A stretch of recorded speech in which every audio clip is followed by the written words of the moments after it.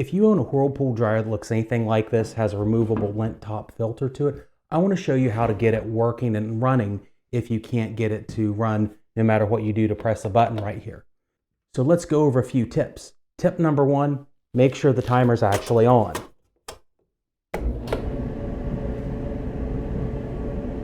Open the door on your dryer and check and see if the light activates if it has one. Press the door switch button to cycle the light on and off in the upper right or upper left corner of the dryer. Now, if pressing it doesn't trigger the light, it could be possible that you simply have a bad door switch to your dryer. I'll show you how to replace and test it with the multimeter in a little bit in this video. Bad door switches usually do not have an audible click when you press it in, and they don't snap back on the finger into place once pressed. These are typical visual confirmations that the door switch itself is your problem. Another test you can do before taking the dryer apart, knowing that the door switch is good, is to tape the switch to trick the unit into being able to start with the dryer door open. Make sure the timer is set to run and spin the drum by hand counterclockwise while pressing the button on the dryer to start. Now, if this works when you spin it, but not when clothes are in it or when the drum is entirely stopped, the dryer motor is going to be bad and it needs replaced. At the back of the dryer, behind the panel, is the electrical terminal block. First, let's inspect the terminal block that your power cord goes into. Visually, can you see any damage to the cord or the block? If so, it's very, very likely this is the actual cause. Either the block or cord need replaced immediately. If you have a multimeter, set it to AC voltage and use the leads on the meter to test the middle and left terminals. Then test the middle and right terminals. Both should register about 120 volts on each side. Then you want to test the left and right terminals together. You should get a total between 208 volts and 240 volts depending on your electricity. If you get an odd number below 208, it's likely that your breaker, power cord, or outlet are having a problem and you need to diagnose and fix that. Always remember also to try cycling the breakers at the box by turning the switch all the way off, then all the way on if the voltage number is weird. Now that we're at the back of the dryer, we just want to use a 1/4-inch hex head screwdriver or a drill gun if you got one to remove all the screws. There's between 8 and 10 screws on this back plate, depending if this steam port is on the unit or not.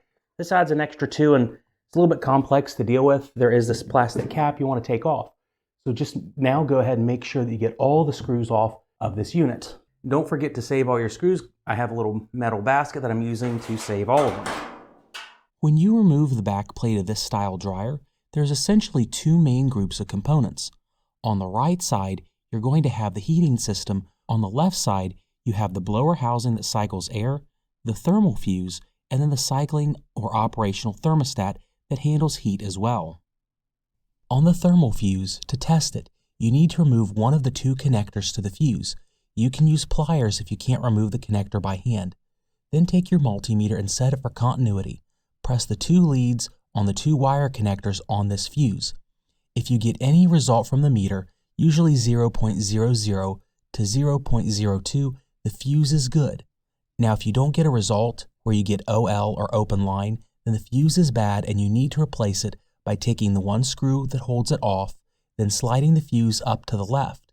Usually this fuse popping is due to the unit overheating and you'll need to clean out the dryer really good. Cleaning the dryer, a few spots to consider on the dryer is to clean the vent housing on the outside of the dryer going to wherever the hot air would vent outside. Then the blower housing to the left of the thermal fuse, the lint filter on the top of the dryer, and the blower wheel itself when you remove the blower housing. I will have a more in-depth video about cleaning this in the near future, so make sure to subscribe and consider ordering a dryer cleaning kit to help you clean the dryer out if the fuse is what blew. Also, make sure to watch the dryer not heating video for some other ideas on the unit possibly overheating and not working well. Now, let's look at the start button itself. To access it, you need to take the screws off the back of the top console panel with a 1/4-inch screwdriver. There are approximately 5 screws on most of these type panels. Once you get the panel off, the schematic sheet should be on the right side. This can help you confirm the wire collar and outputs of the start switch if needed. To more easily access the switch, you can take your putty knife and insert it into the gap between the dryer lid and the plastic console and then press in really hard. This will release the two metal spring clips, one on each side, allowing you to rock the console back and allow you to lay it flat on the top of the dryer for testing. With a multimeter, set it to continuity and locate the correct wires to test the start switch. Typically this should be blue and blue on most dryers, but again the tech sheet should confirm this for you. Press the black and red leads of the multimeter onto the individual wire housings where the connections are made. You don't need to take the wire harness off. If you don't want to, just press and make sure you have contact on the metal pieces of the connectors. When in place, simply press or twist the start switch to see if your multimeter changes from OL or open line to a resistance value like 0.00 or 0.01. Once you confirm that you do get activity on and off, this will confirm that it's in good working order. To get the console back into place, you're going to insert the hooks near the rear of the console into place, then rock the console down to press the metal clips into order. We're now done with everything on the back of the dryer, so you need to reinstall the dryer console panel plate as well as the back plate of the dryer, assuming you've cleaned and done all the tests you need and replace the parts if that was the issue. Next, let's deal with the problems at the front of the dryer. You're going to need to remove the dryer lint filter first, and then underneath the filter, you're going to find two Phillips head screws that will need removed. Pay very close attention though, because these screws can easily fall out into the back of the blower housing since we removed the filter. That would require you to go to the back of the unit and undo the blower housing and take the screws out, so avoid that at all possibility. Next, you're going to take the putty knife and sweep it through the gap in the lid between the top and bottom to locate two plastic clips that hold the dryer top plate on.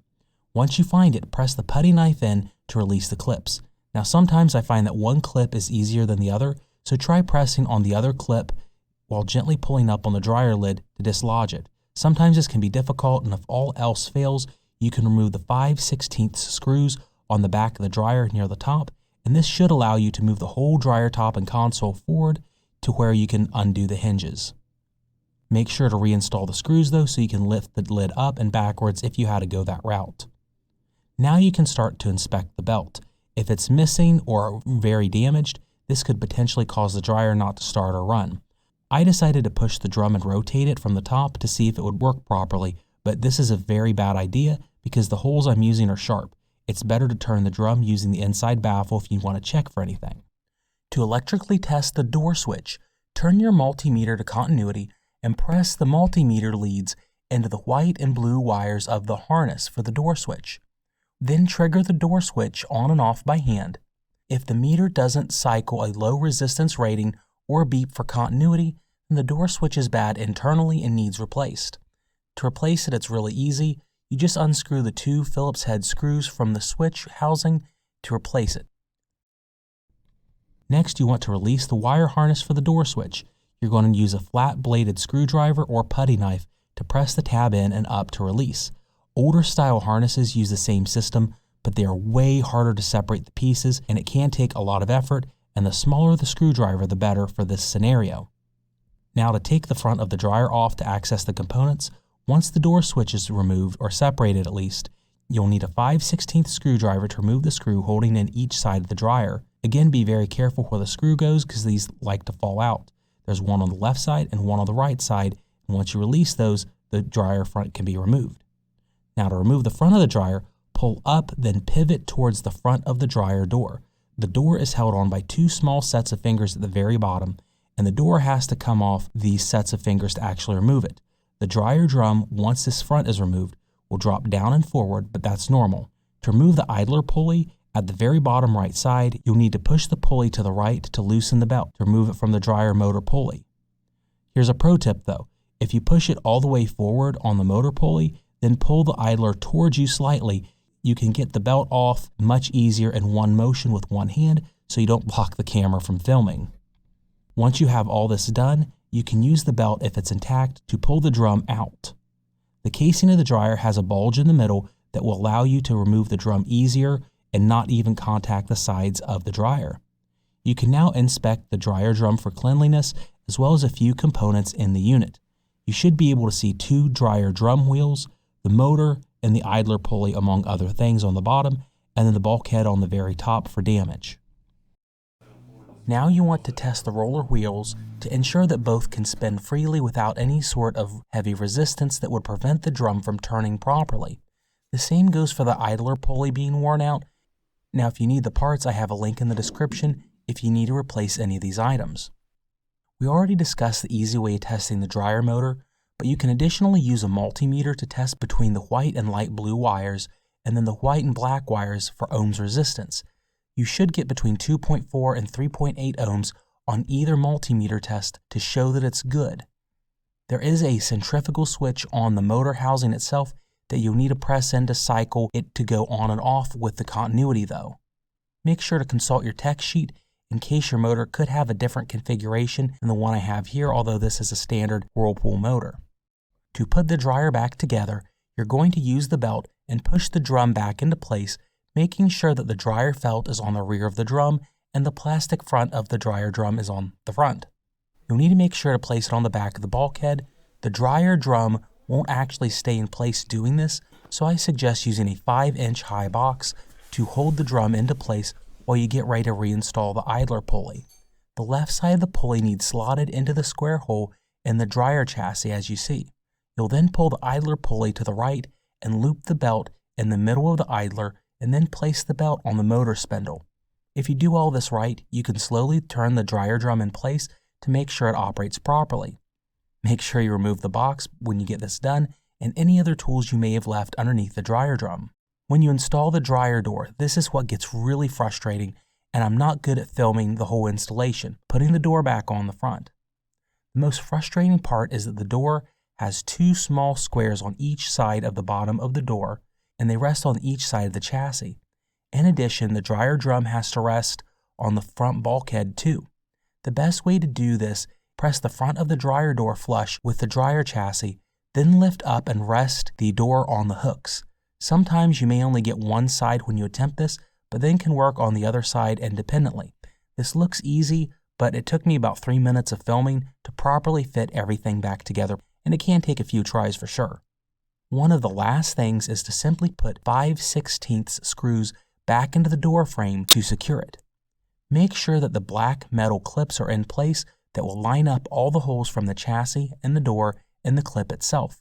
Also, make sure to have a hand underneath the screw when you install it so that if it falls on accident, you catch it. Otherwise, you're going to have to take the door apart again, hunt for the screws, and then take up a whole lot more time fitting that door back on. Once this is done, finally put the wire harness back together for the door switch and you're essentially done. Gently put the lid back down on the dryer and ensure the front clips snap into place. You'll then put the screws back into the lint filter blower housing and you're done, hopefully finding and solving the mystery of the dryer that won't start.